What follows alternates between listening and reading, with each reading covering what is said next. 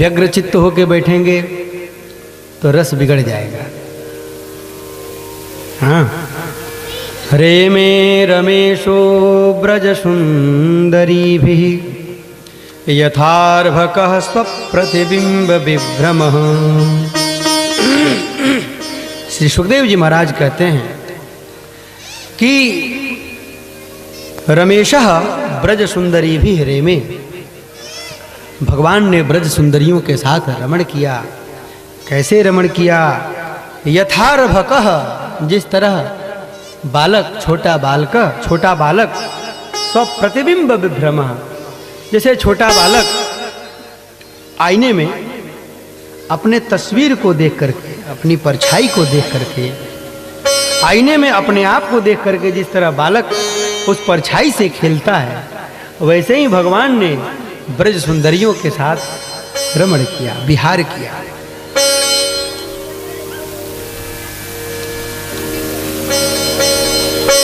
ये रासलीला है क्या? रासलीला का रहस्य क्या है?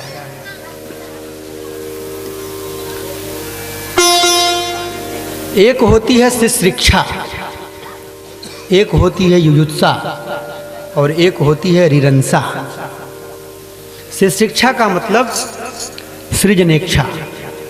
भगवान को जब सृजन करने की इच्छा होती है, सृष्टि को उत्पन्न करने की इच्छा होती है, तो भगवान संकल्प करते हैं एको हम बहुश्याम, एक से मैं अनेक हो जाऊं। तो ब्रह्मा जी के, तो भगवान के नाभि कमल से ब्रह्मा जी प्रकट होते हैं और उनके द्वारा सृष्टि संचालित होती है, सृष्टि का प्राकट्य होता है। भगवान को जब कभी युद्ध की इच्छा होती है तो भगवान अपने ही किसी दूत को, अपने ही किसी द्वारपाल को धरती पर भेज देते हैं और भगवान अवतार लेकर के उससे युद्ध करते हैं। आपने हिरण्यकश्यप हिरण्याक्ष की कथा सुनी, उन दोनों से भगवान ने युद्ध किया था। तो जब भगवान के अंदर युयुत्सा उत्पन्न होती है तो भगवान अपने ही किसी व्यक्ति को भेज करके उससे युद्ध करते हैं। लीला है, नाटक है, अभिनय है। अभिनय किसके साथ करेंगे? किसी अपने परिचित व्यक्ति के साथ ही तो अभिनय करेंगे, अपरिचित के साथ तो अभिनय हो नहीं सकता है। उसी तरह से जब भगवान को रिरंसा होती है, यानी कि रमण करने की इच्छा होती है, तब भगवान अपने प्रधान शक्तियों को पृथ्वी पर भेज देते हैं और भगवान स्वयं अवतार लेकर आते हैं और उनके साथ भगवान रमण करते हैं। अर्थात कहने का तात्पर्य है कि यह जो गोपियां हैं, ये गोपियां कोई सामान्य गोपियां नहीं हैं।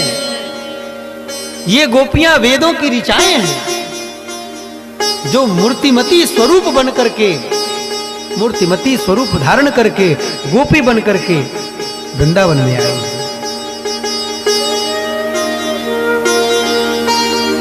बहुत सारी देव कन्याएं हैं। जब ब्रह्मा जी गए थे प्रार्थना करने के लिए कि प्रभु आप अवतार ग्रहण कीजिए, उस समय ब्रह्मा जी को भगवान ने कहा था कि देवताओं को कह दो कि ये देवता और देवताओं की पत्नियां जल्दी से गोकुल वृंदावन ब्रज भूमि में प्रकट हो जाएं, क्योंकि मैं भी अवतार लूंगा। ये सब देव पत्नियां हैं, ये कोई सामान्य स्त्रियां नहीं है। पुरा महर्षयः सर्वे दंडकारण्यवासिनः रामं दृष्ट्वा हरिं तत्र भोक्तुमैच्छन् सुविग्रहम्। भगवान श्री राम जब दंडकारण्य में विचरण कर रहे थे तो भगवान श्री राम के स्वरूप को देख करके ऋषि महर्षि मोहित हो गए और भगवान के साथ रमण करने की इच्छा की। तो भगवान ने उनको मना कर दिया कि मैं मर्यादा पुरुषोत्तम के अवतार हूँ, इस जन्म में मैं किसी और के साथ रमण नहीं कर सकता हूँ। मैं एक पत्नी व्रत को धारण किया हुआ हूँ, मैंने एक पत्नी व्रत को धारण किया है। इसलिए आप लोग द्वापर के अंत में जब मैं कृष्ण बनूंगा तो गोपी भाव प्राप्त करके आइएगा, वहां पे आप लोगों की कामनाओं की पूर्ति होगी। ये सब ऋषि महर्षि लोग हैं जो गोपी भाव प्राप्त करके आए हैं। भगवान राम ने रामावतार में सहस्त्रों अश्वमेध यज्ञ किए। सीता जी के पुनर्वन गमन के पश्चात सीता जी जब दोबारा वन गमन की, दोबारा वन में चली गई, तब भगवान राम ने सहस्त्रों अश्वमेध यज्ञ किए। बिना पत्नी के कोई यज्ञ हो नहीं सकता। तो पत्नी के स्थान पर, सीता जी के स्थान पर स्वर्ण के सीता जी की प्रतिमा बनाई जाती थी। एक अश्वमेध में एक प्रतिमा को राम जी के दक्षिण भाग में विराजमान किया जाता था, और उसके बाद में फिर जब यज्ञ पूर्ण हो जाता था तो उन प्रतिमाओं को एक स्थान पे रख दिया जाता था। भगवान ने सहस्त्रों अश्वमेध यज्ञ किए तो सहस्त्रों प्रतिमाएं बन गईं, और उन प्रतिमाओं में ब्राह्मणों ने प्राण प्रतिष्ठा कर रखी थी। इसलिए वे प्रतिमाएं एक दिन भगवान राम के पास पहुंच गईं और भगवान राम से कहा कि प्रभु, हम लोग भी तो आपकी पत्नियां हैं, हम लोगों के ऊपर भी तो कृपा कीजिए। तो भगवान राम ने उनको कहा कि द्वापर में जब मैं कृष्ण बन के आऊँगा तो आप लोग गोपी बन के आना। वे स्वर्ण प्रतिमाएं गोपी बन करके आई हैं। शंका करने की आवश्यकता नहीं है। जब घंटी भगवान कृष्ण से बात कर सकती है, कल आप लोगों ने कथा सुनी ना, घंटी से भगवान की वार्तालाप चल रही थी, तो ये तो स्वर्ण प्रतिमाएं हैं जिन्होंने भगवान के अंग संग को प्राप्त किया था। ये द्वापर में गोपी बन करके आई और भगवान ने इनके साथ रमण किया। दूसरी बात, जो कामदेव आए थे, कामदेव को जो अभिमान हो गया था कि मैंने सबको जीत लिया है, मैं कृष्ण को भी जीत लूंगा, तो भगवान कृष्ण को कामदेव जीत नहीं पाए, क्योंकि भगवान कृष्ण के संग से गोपियों की कामना ही नष्ट हो गई, काम ही समाप्त हो गया, वासना समाप्त हो गई। तो जब वासना रही नहीं, कामना रही नहीं, तो फिर दोष कहां है? और जो कंदर्प था, जो कामदेव था, ब्रह्मादि जय संरूढ़ दर्प कंदर्प दर्पहा, भगवान ने उसके दर्प को दूर किया, उसके अभिमान को दूर किया, हार मान गया कामदेव और कहा, प्रभु मैं आपके पुत्र के रूप में समय आने पर उत्पन्न होऊंगा, यह तो मुझे वरदान भी प्राप्त है। तो इस प्रकार आप लोगों ने भगवान की दिव्य रासलीला को सुना।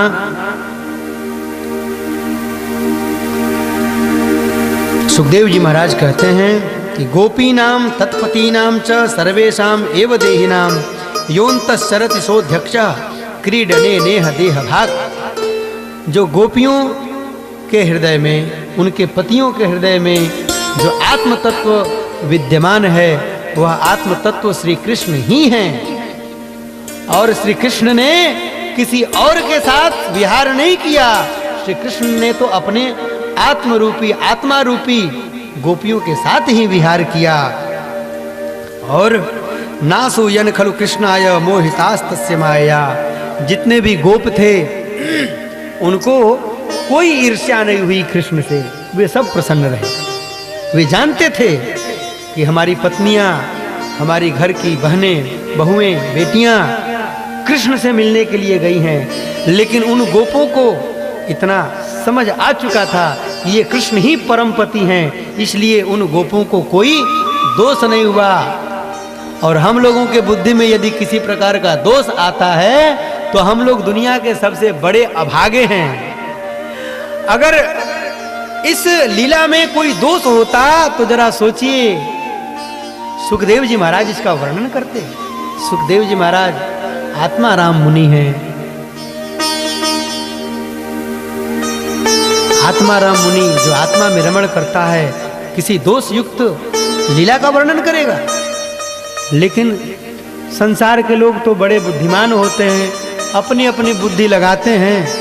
यद्यपि उनकी बुद्धि भगवान के सामने चल नहीं सकती है, चतुराई चल नहीं सकती है, फिर भी लोग अपनी अपनी चतुराई दिखलाते ही हैं। एक दोहा हमारे गुरुजी कहा करते हैं कि चतुराई चौपट करे, ज्ञानी गोता खाए।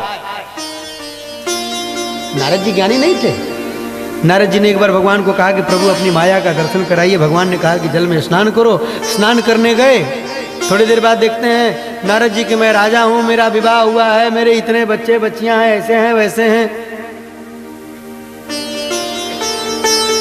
फिर देखा कि मैं मर भी गया, मेरी शव यात्रा हो रही है, मुझे जलाने से पहले नदी में स्नान कराया जा रहा है। जैसे ही नदी में स्नान कराने के लिए नारद जी को छोड़ा गया, नारद जी महाराज निकले, तब याद आया उनको, अरे हमने तो प्रभु से कहा था माया का दर्शन कराने के लिए। अच्छा, प्रभु सामने ही विद्यमान। प्रभु, नारद तुमने माया को देखा? हाँ प्रभु, मैंने आपकी माया को देखा। एक क्षण में नारद जी ने माया को देखा। तो बड़े बड़े मोह्यंती यत्सूरय, बड़े बड़े बुद्धिमान भी मोहित हो जाते हैं भगवान की लीला में। चतुराई चौपट करे, ज्ञानी गोता खाए, और सीधे साधे हरि मिले, सब बात बनी जाए। बोलिए राधा वल्लभ लाल की जय। कहा कि इस रास पंचाध्यायी का पाठ करने से हृदय रोग मास्व पहिनो त्यचिरीण धीरः, व्यक्ति का जो हृदय रोग है, अर्थात व्यक्ति के हृदय में जो नाना प्रकार की वासनाएं कामनाएं हैं, इसका पाठ करने से व्यक्ति के जीव के हृदय की वासनाएं कामनाएं धीरे धीरे समाप्त हो जाती हैं और वह व्यक्ति शुद्ध हो जाता है, बुद्ध हो जाता है।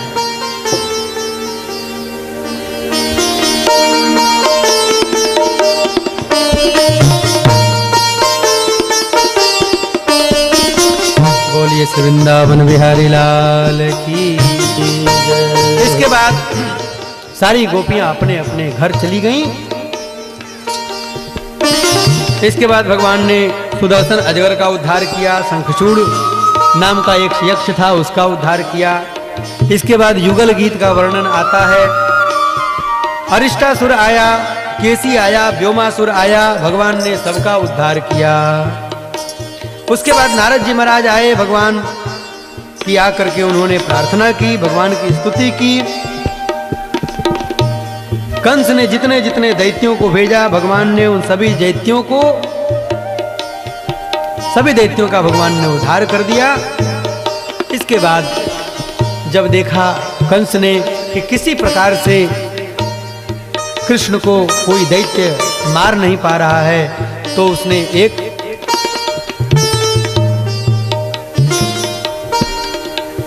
चतुराई का काम किया। उसने अक्रूर जी को ब्रज में भेजा कि अक्रूर जी, मैंने तो बहुत क्रूरों को पहले भेजा, मैंने पहले बहुत से क्रूरों को भेजा, दुष्टों को भेजा कृष्ण को मारने के लिए, लेकिन कृष्ण को कोई मार नहीं पाया। आपका नाम अक्रूर है, आप क्रूर नहीं हैं।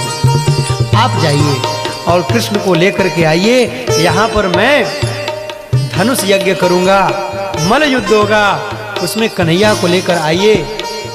ब्रज में जाकर के लोगों को बताइए कि लोग ब्रज से मथुरा नगरी में आवें और आकर के धनुष यज्ञ को देखें। अक्रूर जी महाराज ब्रज में गए, नंद बाबा के पास जाकर के अक्रूर जी ने सारा समाचार सुनाया। नंद बाबा से सारा समाचार पूछा। अक्रूर जी महाराज रोहिणी मैया से पूछे। भगवान कृष्ण और बलराम को जब अक्रूर जी ने देखा, तो अक्रूर जी भगवान कृष्ण और बलराम के चरणों पर गिर गए। चरणों पर गिर करके अक्रूर जी ने प्रणाम किया। पपात चरणों पांते दंडवत राम कृष्ण यो हो, दंडवत प्रणाम किया अक्रूर जी ने। उसके बाद बलराम को और कृष्ण भगवान को सारी बात बताई कि कंस किस प्रकार से आप लोगों को मारने की चेष्टा से धनुष यज्ञ कर रहा है। भगवान कृष्ण ने अक्रूर जी को सांत्वना प्रदान किया कि चाचा जी, ताऊ जी, आप चिंता मत कीजिए, हम लोग चलेंगे मथुरा और सब ठीक कर देंगे, कोई परेशानी की बात नहीं है। भगवान कृष्ण और बलराम के मथुरा गमन की तैयारी की गई। जब भगवान कृष्ण और बलराम मथुरा से चलने को उद्यत हुए, उसी समय सारी गोपियां आ गईं और सारी गोपियों ने आकर के ब्रह्मा जी को दोष देना प्रारंभ कर दिया।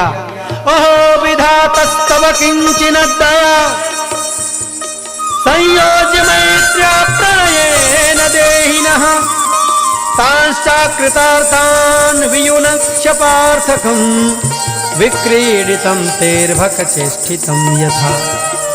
हे ब्रह्मा जी, आप जो चेष्टा करते हो वह बाल चेष्टा करते हो, बालकों के समान आप काम करते हो, आपको थोड़ी भी दया नहीं आती। हम लोगों का मैत्री, हम लोगों का प्रेम संबंध आपने कृष्ण से करा दिया और अभी हम लोग पूर्ण रूप से कृष्ण से तृप्त भी नहीं हुई हैं, और ऐसे कृष्ण को आप हम लोगों से छीन करके मथुरा ले जा रहे हो।